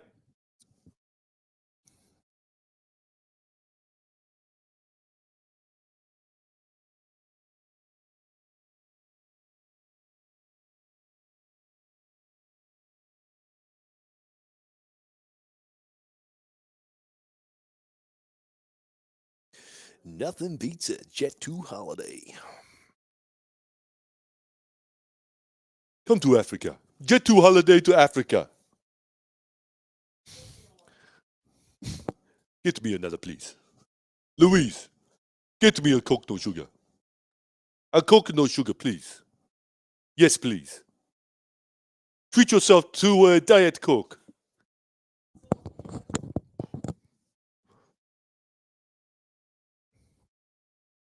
Everyone's going, why the fuck is Lincoln talking like a Nigerian?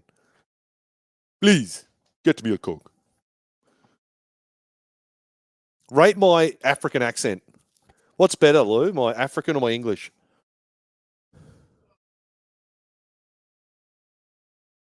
Rubbish. Bloody rubbish. Get me a bloody Coke, woman. There's a bit of Scottish. Yeah, my African is better.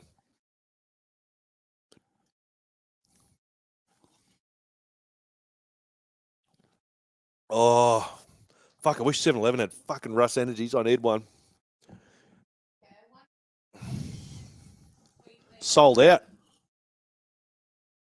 Oh, now one of the battlers had asked me, sorry, I'd forgotten to reply. They were wanting to know how they could get their hands on some from Griffiths, sorry. Unfortunately, hasn't had a way of getting them to there yet, but still trying to work out some logistics on getting him into certain places. I know he's trying his hardest. I didn't realise South Australia 0 7-Elevens. Yeah, no. He's trying to get him at Drake's. Crazy. Tony said just do Buzz. Buzz. Oh, but Tony, mate. The Dogs, they just can't turn up and dish this up. I mean, their supporters. The supporters, there's not an open kebab shop within 100 kilometres of the stadium, Tony. There's going to be riots in the street. The Lebanese brothers are going to be banging the drums. It's going to be absolute fucking chaos. Fuck, he was hitting the piss hard Buzz at Magic Round. He was loving it too. Loving it. He was like a fucking A-lister. He gave you a sexy dance, didn't he? Fucking oath he did. Outside the Portaloos. Tell he's a Shark supporter hanging around the fucking Portaloos. Christopher said loving the slippers. Thanks, mate. It's fun, it's just casual. Couldn't give a fuck today. But you know what? It's Sunday afternoon, whatever. They're very comfortable, these slippers, though. I thought the cheap NRL ones, they'd be shit, but they're actually not too bad.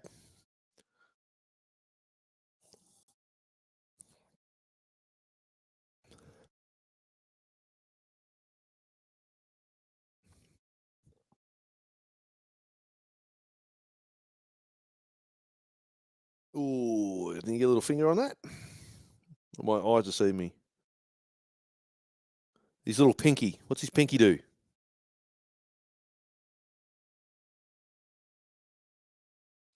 I think kick out touches it first, and it gets his pinky.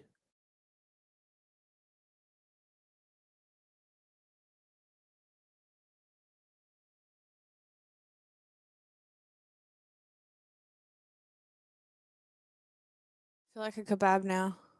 Yeah, I kind of feel like a kebab. You don't look like one. What is for dinner, mind you? Shit with sugar on. Usually we don't have sugar. Pie? Oh, nice. Or sausages? Or spag bowl? I'll go a pie. I won't say no to a pie. A Sunday night pie sounds all right. Thought you might have a meatloaf or a roast going up there or something. Huh? No, it's your job. Burritos, something like that. God, what are the doggies got? If they can at least get to 20, it looks a little bit more respectable. A little bit. Both Tony and Joey need McLean to score for their multis. Oh, do yous? Oh, let's hope and pray. Don't say it because then the opposite will happen. Yeah, all right. You got the bad juju. I hope they don't. Wooden spoon energy. I'll play reverse psychology here. Justin said a mixed meat kebab would go down a treat. Fuck yeah. Fuck, they've gone up. I'll tell you what, the old kebab's been smacked with inflation. Jesus. I think the last time we had one was like, it's gone on 2 years ago because it wasn't like $40 for 2 kebabs. Yeah, it's gone up since then. Fucking hell. There must be fucking tariffs on bloody kebab ingredients or something. Jesus Christ. Oh, is McLean injured? Fuck. Or I could make you pizza. Ooh. Wouldn't say no to a pizza. Yeah, let's do that. Oh. Have I just given Casey the kiss of death by backing him for yous? What's he done here?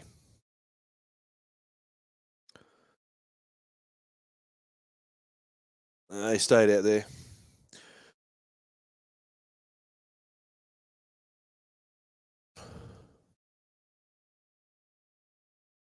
Come on. Let's make this last quarter of the... Oh, here we... Oh, shit. All right. Okay, this will be bringing the crowd back into a little bit. Tony's asked, has anyone had a kebab from Spanian's Kebabs? No, I have not. Don't get kebabs very often. But no, I can't say I have, brother.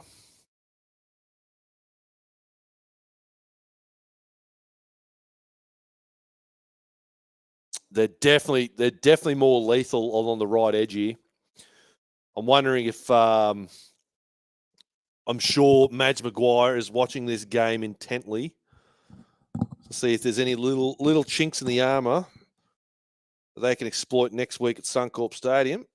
Oh, he's narrowly kicked that one. So 20 points. They're going to have to score at least 4 converted tries to try and 4 converted tries in just under 18 minutes. I tell you what, if they can get a quick one again, you never know. You never know, but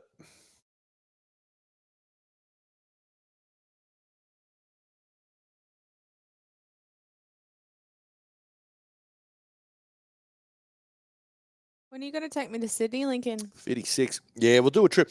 We're definitely gonna do a Tigers game. Matty G and whatnot will go down. Hopefully we play them at like Campbelltown or Leichhardt. So yeah, when the draw gets announced, I'm definitely the day that the draw's announced. Because I'd completely forgotten I did the. Remember I had to film that stuff for the Raiders, and they used me in their draw announcement. I completely and utterly forgot about that. It wasn't until Troy mentioned it to me. He was on it. They used him for the Parramatta clap in the same video. I was like, oh, fuck, were you? I fucking totally forgot about it. I have to find that and save it. Yeah, we definitely got to go down for a Tigers game.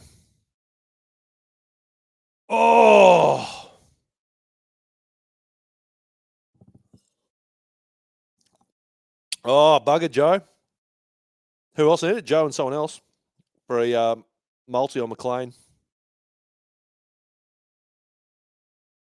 Christopher said, I'm doing homemade pizzas for dinner. There you go. Great minds think alike, brother.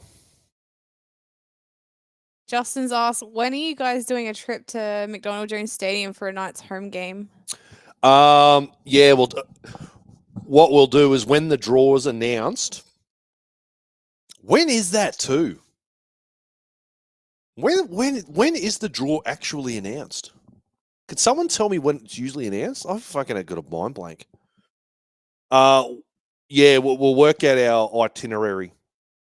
It's just because the Knights watches have become so popular now. Obviously, you're going to be in Vegas for round 0. Yeah, we'll have to try and work something out. Maybe at least voice for mining round. Are you scared I'll go there and not want to leave? Oh, I wouldn't blame you if you did. Like, see you, Lincoln. Hey, I'll be like, see ya. just book a one-way trip, you reckon? Oh. Ian said draw is usually out mid-November. Thought so. Mid-November, yeah. Rufi asked, when are you moving to Newcastle? After today, I want it to be ASAP. I wasn't keen on my town today. I tell you what, if we could financially support ourselves, holiday home in Newcastle would be ideal. Yeah. Financially, that's what we're working toward. That's the goal, is for us to be. We'd love to do this just full time, just nothing but content, interviews, everything. That's what we're working hard toward. If we're in a position to do that, we would seriously consider going to Newcastle. But the funny thing would be, I'd live in Newcastle, but I probably wouldn't be able to go to many games because the streaming stuff's so big. You know what I mean? It kind of makes sense to me not being in Newcastle, and when I do go to Newcastle, it's kind of a thing. But I kind of get it. It logistically, it'd make a lot of sense. The other issue is there's far less creators in Queensland than there are in New South Wales. Like for me to go, even to try and do stuff with Russ or Hectic Fred, Flaxy, Winston, Guru, all those guys are all in Sydney. It's great to do. They would love to come here in the bar. There's fucking heaps of them, but logistically, it's a problem. Where if I was closer to Sydney, where that's where the majority of them are all based out of, I could do more stuff with them there too. That's why Magic Round's so great, because it's the one time all of us creators and podcasters are in the one spot at one time. It's a chance for us to fucking catch up. We do all work together through the year, but to have that one weekend of the year where we can all get on the beers and have a good time. While you're talking, did you see Casey go off? Now that saging has done the opposite to you. Yeah, it has. Ooh. Tony said, "I'll look after your lawns for you." Oh, yeah, appreciate it, Tony. Cut my grass, Tony. It's one of the great jobs. I never understand how people don't like painting. I love fucking painting. Yeah, I really enjoy I painting. find painting therapeutic. Fucking I oath. love it. And I really enjoy mowing the lawn. I don't care how fucking hot it is. Nothing beats it all comes out now. mowing the lawn, sitting out there, especially when it's a hot day, and then you get to have a cold beer and smell fresh grass, and you look over your grass and it's just cut. One of life's simple pleasures. Christopher said you would need to take the United bar with you. Yeah. Oh, I would honestly love if I had to do it. Ideally, I would build the exact same thing here, dimensions by dimensions, and recreate it. Because it would be hard to leave this if I couldn't have this the same way. Just literally building it, not brick by brick, because it's not made out of brick, but you know what I mean. Putting it all together and building it, I'd have to do it all again, exactly like this. In regards to mowing, Tony said, not when you do 12 or 13 a day, it's not. Tony, mum and dad own a lawn mowing business, and I used to go out with them occasionally. I know the hard work you guys do, mate. 100% can appreciate it. Used to go out in school holidays and give mum and dad a hand on the big jobs, picking up pine cones and shit like that. Some bloody some hot days, mate. But that's why one of the first things I bought, Tony, actually when I fucking moved out of home, I had a bit of coin, and I still got it to this day. I went out, bought myself the fucking 4-stroke self-propelled Honda Buffalo, a 4-stroke fucking whippersnipper, and a 4-stroke Honda blower, mate. Went out and rushed out, bought those. They fucking haven't missed a beat. Have not missed a beat, those things. I'll pass those fucking things down to my grandkids. So I knew our household was funded by the great Honda Buffaloes, mate, of old. So I had to get one. Oh, Jesus. What a shot. Justin said, imagine building the United bar in a semi-trailer and doing the United bar on tour trip. Oh, fuck. Could There's you imagine? an idea. It'd be pretty cool to have even like one of those big RVs. Cruise around doing that. What was that movie? No Regrets. Hey?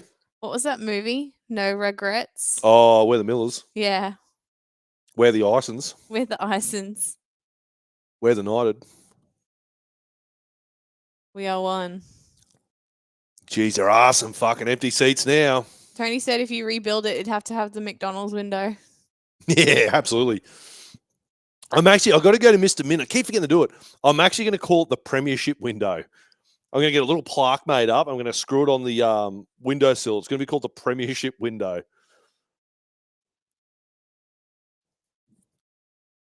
I won't be allowed to open it. I can't use the window until we're actually a finals Premiership threat. Then I can slam the window open. Oh, Alamotti again! I thought he had a hattie before. Is that a hat trick? I thought he already got a hattie. Am I on drugs or what? What's happening here? I swear he already had 3.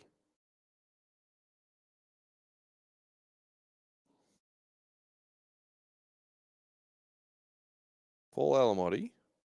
Oh no. How the fuck did I get that wrong? No, that is his hat trick.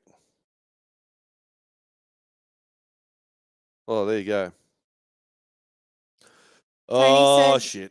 Tony said, my real estate agent's name is Nikki Ison. Any relation? What? Yeah. You're kidding me. Oh, my God.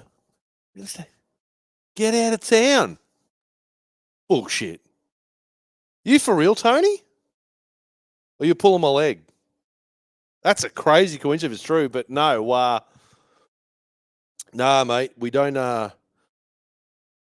don't think I've got any family down there anymore. Mum used to live... She had a house at Lambton before I came along. Mum and Dad met at Raymond Terrace. That's where without the great Newcastle, your boy Link isn't here, mate. Yeah, that was mum and Dad's old stomping ground. She works for a real estate agent in Wallsend. In Wallsend. Shit, eh? Oh, fuck. There you go. There you go. I'll have to ring Nikki Ison from Wallsend Real Estate. Maybe put some feelers out. Reach out. There's a sponsor. Riffy's asked, what are your thoughts on Justin Holbrook and how long is this little rebuild? Mate, I really don't think it's a rebuild. I don't think it is. I think the rebuild ended with Brownie. I think it's been a bit of a tune-up. I think would be a better. I think Peter O'Sullivan's coming to tune up the roster. I think we've cut the players that we needed to cut. The departing players that have left the club needed to be moved on. And we've just brought in some good additions. I don't think that's what I was saying on the whatever fucking show it was now. That this is the best wooden spoon team, if that makes sense. It's not like the 2025 wooden spoon team is far superior than the wooden spoon teams of 15, 16, 17. Like infinitely better. Like chalk and cheese better. And when I say that's the best wooden spoon team, like the best roster, it's just we floundered all year. We should have picked up more. We should have won more games earlier in the year. Like, let's be honest. Had we played better football when we should have played better football, we wouldn't have found ourselves in the position we did. Even if we did lose 8 straight, we would have banked 3 or 4 extra wins through the season and still avoided it. We would have tumbled down the roster, but we wouldn't have finished dead last. It's just because we're just so... Oh, they're going to get 50, aren't they, Battlers? Oh, he's losers. Lost it. Is he all right? I don't think it's a rebuild, brother. I really don't. I think there's a really good roster there. The youngsters are up and coming. Trey Mooney, Dill Brown, Sandon Smith, huge ins for us, like massive. Obviously, KPP departing. Then you got Jermaine McEwen. You're saving a lot of money there. Look, who did we let go this year? We keep forgetting Will Price. So we cut Will Price. I think he was the first one to go this year. Adam Elliott, Jack Etherington, Jackson Hastings. I think, how we love our boy Jackson Hastings, but, where we are at the moment, Oh, shit. Fuck. I even jinxed Liam. I was fucking talking up Liam Martin before. What the? We're going to have to sage the fuck out of this room.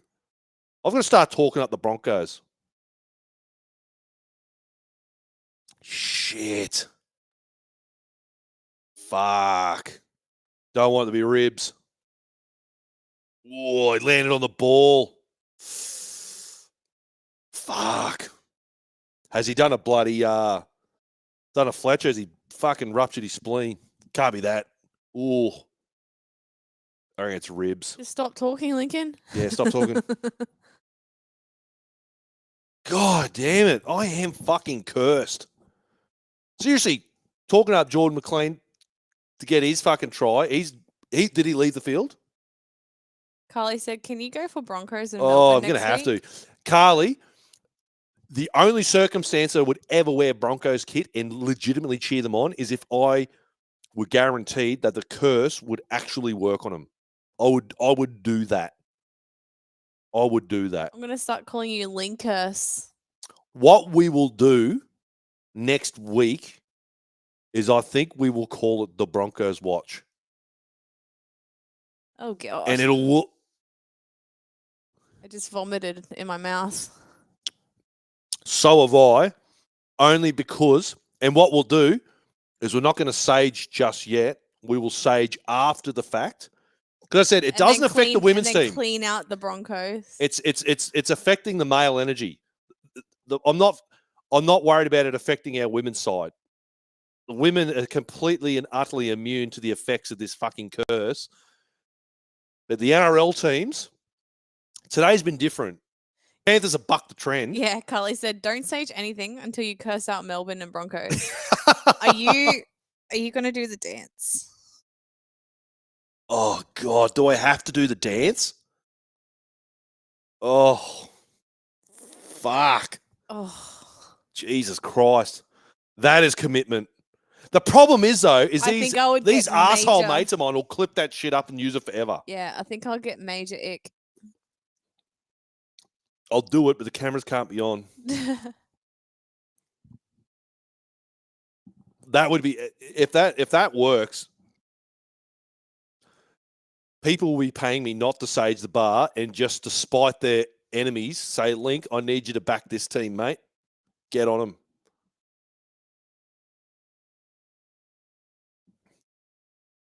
Yeah, that was a forward pass. Riffy said, "Yuck to Broncos watch." And Tony said, "No dance." Yeah. Carly said, "Don't say anything about the women. Just leave them be." Yep. Carly said, "We need a dance rehearsal this afternoon." Oh, God. It's a shocker, isn't it? It is an absolute fucking shocker. Yeah, no, I don't think you should do it. I think there's dance. A line, and I think that crosses it for sure. Bloody Broncos watch.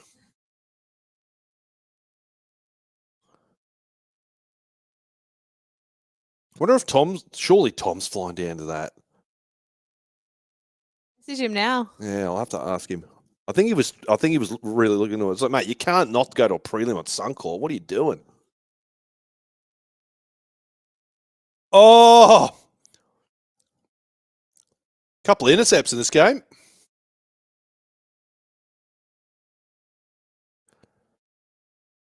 I was just wanting the Panthers to put 50 on, and then you see all those memes about... Justin said, "Will you have to wear the Broncos toilet paper jersey?" Oh, God. Can you get a blow-up toilet? A blow-up toilet? Why haven't they sold them? Look at me go. A pump-up toilet, you reckon? And then you can actually put, like, water in it and, like, have a straw. You know, like floaties, how they have them? What happens when you're sitting on it and it pops? Sitting on the toilet. Kiraz. Surrounded. Sitting on the toilet.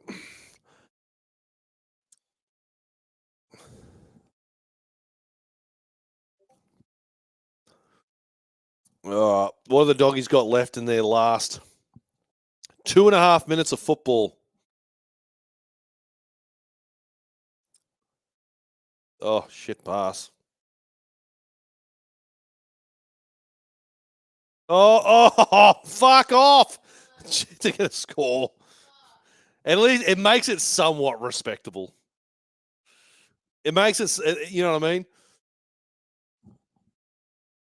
I tell you what, the Broncos right edge of fucking who they got down there? Is it Mariner and fucking Stags? I can't remember who the edge back rower is.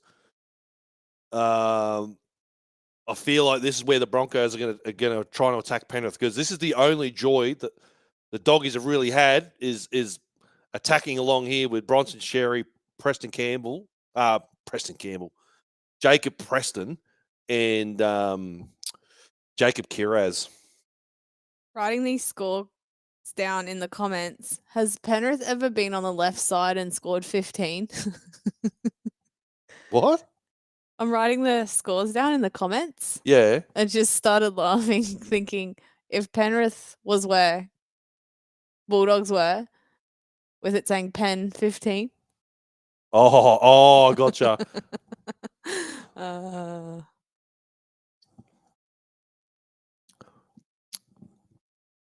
little bit of schoolboy humor, huh? Let's go. What are you talking? I don't know what you mean.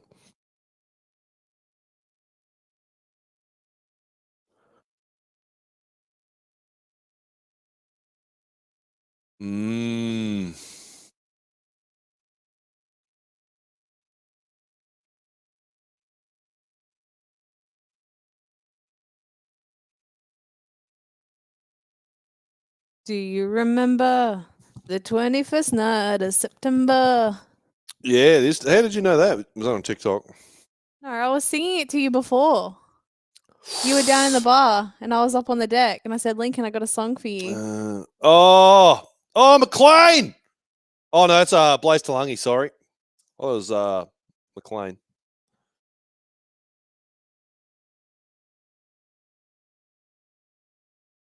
They're going to get 50, aren't they?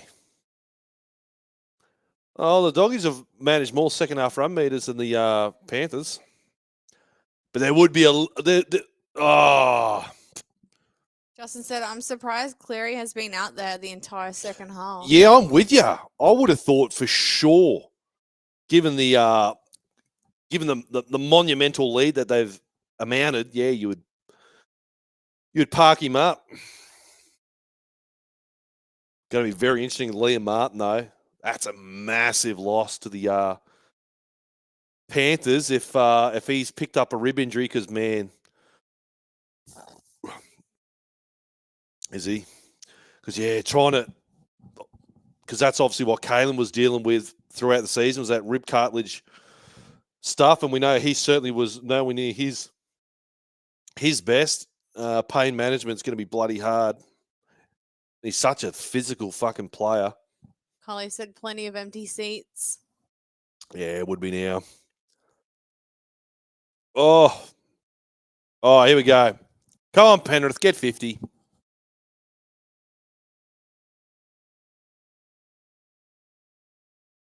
Goes to show you, like, if they were on defensively today, and I mean, like, they had to bring their A game, they would have been somewhat of a chance, because, you know, they have managed to put 26 on the Panthers, and it's been complete and utter one-way traffic.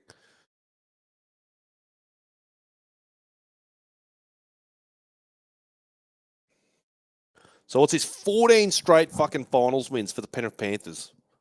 Insane. Far out. Boy, oh boy, I envy you, Penrith Panthers. Too good. Fuck, that game went so fast. Too good. Yeah, it did, eh? It flowed. Wow. Oh, they booked a seat at the prelim final next week, Suncorp Stadium, to take on the Broncos. Will be another big double header Knights watch as we obviously cheer on our girls. Tony's asked, has a team ever won a grand final that was last halfway through a season? Yeah, probably not, man. No, probably not, dude. There'd be another tick in the box for this Penrith Panthers team. Not that I can recall, man. Nah. It would be, if it was, it would be a long time ago. It's been a slow burn, but yeah, as Justin said, for Ivan Cleary, it's why he's the master. To get a team firing at the right time of year takes a good coach, and yeah, he's going to be one of the GOATs, unquestionably. To do what he's done, like not Bellamy nor Bennett, Robinson, none of those guys have done what he's done with an era of dominance. I know Bellamy's had the longest era of dominance over a longer period of time, but he hasn't even won a back-to-back comp.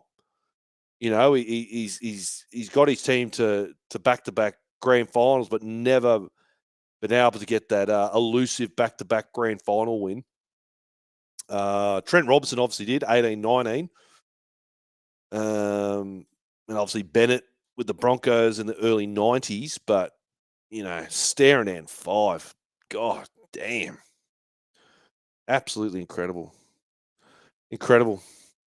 Massive crowd too. Good to see. Rugby league is in a good spot. Let's hope moving forward, one last dig at the Sharks, we don't see fucking games played there and we get venues like this. The big venues in Sydney are where finals football should be played. I'm sorry, if you can't hold at least 20, 25,000 people, you're scratched off the list. And I reckon even their own members, to the point where, like, they don't want to be fucking watching the game at home or at the Leagues Club. They want to be at the stadium. You know, by the time you count, you're going to have opposition members. They have to have tickets too. That's probably less than fucking 10,000 people of your own supporters that can get along, which is just a fucking joke. So hopefully that this year is the last year that we ever see shit like that. It's got to be ruled out. Sharks can no longer play fucking home finals there. It's a bloody joke. And if they bitch about it, we'll go build a better fucking stadium. You got fucking Portaloos out there. I'm sorry, that's your own damn fault. You've had fucking 60 years to come up with a decent stadium. If this is what you got after 60 years, well, you reap what you sow, Cronulla. I'm sorry. Anyways, that was a bit of fun. You know, I think all of us were predicting that this would be the case. I think any of us thought the Doggies were going to upset the juggernaut that is the Penrith Panthers. But yes, so next week, we'll wait and see. We will have an NRLW show. We'll have Yazzie joining us. We're still trying to pencil in a day and time for that as we preview the upcoming, preliminary final against the Brisbane Broncos at Suncorp. So stay tuned for that. I'll be chatting with Yazzie to get that sorted out. And yeah, we'll try and do a Justin Holbrook show. Got stuff with League of Inches. Anyways, regardless, there's going to be some shows coming up. Keep your eyes peeled for that, Battlers. But enjoy the rest of your Sunday night. All right, whatever's left of it, go and enjoy it. And we'll be back next week with some content for you guys. I'm getting the Adam O'Brien out of here. I'm going to go eat some homemade pizza, I think. That's what's on the menu. I'm going to go eat some homemade pizza. Enjoy the rest of your weekend, Battlers. See you next time.